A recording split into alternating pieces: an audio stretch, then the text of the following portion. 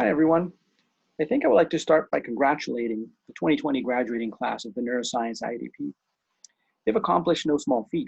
After all, a neuroscience major is known to be tough, right? This has become even more meaningful given the immense challenges of the last few months.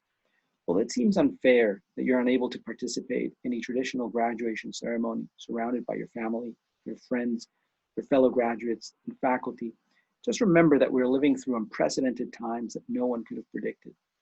Nevertheless, rest assured that despite the small hiccup in our timeline, you have definitely earned the honor of holding a bachelor's degree in neuroscience. As we send you out into the world to find your next academic adventure, I would like to briefly highlight those of you who chose to pursue departmental honors.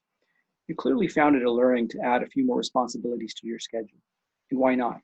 After all, following this path would require you to do some original research under the tutelage of a world expert, take a few extra courses that would allow you to go beyond the basics and to condense all this newfound knowledge into an honors thesis, which, by the way, has to be rated as such by 2 independent readers. In essence, you got to go down the rabbit hole and glimpse the life of a scientist in action.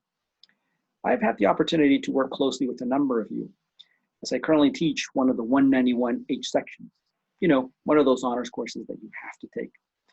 I've always been impressed by the enthusiasm you show for your research projects, even when they are so intricate that you're still wrapping your heads around them. It is clear to me that, as you should, you feel some ownership of the work.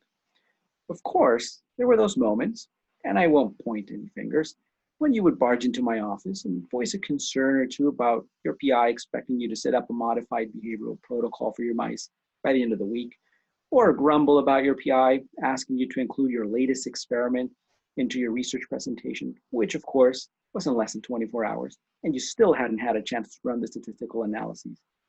You all nevertheless rose to the occasion, and with some proper guidance, perhaps on where to find examples of these protocols, so you didn't have to reinvent the wheel, or what analyses you might consider for your data, you were back on track in no time. In the end, you all understood that you were simply being treated like bona fide members of the research team. Well, at least this phase of your training is over. Many of you will certainly transition to medical and/or graduate school, but you're now much wiser and much more experienced. You will be able to anticipate challenges before they get out of hand. And here you finally are, in the midst of a chaotic present and an uncertain future. As you get ready to write the next chapter in your lives, perhaps you feel anxious and confused. Of course, you wouldn't be alone.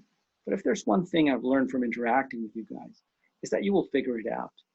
If here at UCLA, we couldn't faze you with all the challenges we bombarded you with, then there is nothing that will really get in your way moving forward. Parents, family, friends, please promise that when things go back to normal, you will throw the celebration these graduates deserve. I really cannot emphasize enough how much hard work they have put in, or how many gallons of coffee have been consumed to get here today. In front of all of us, we truly have the next generation of physicians, scientists, and innovators that will steer this planet in the coming decades. And I don't know about you, but that thought certainly gives me a lot of hope. Graduates, again, congratulations. You deserve this, and best of luck.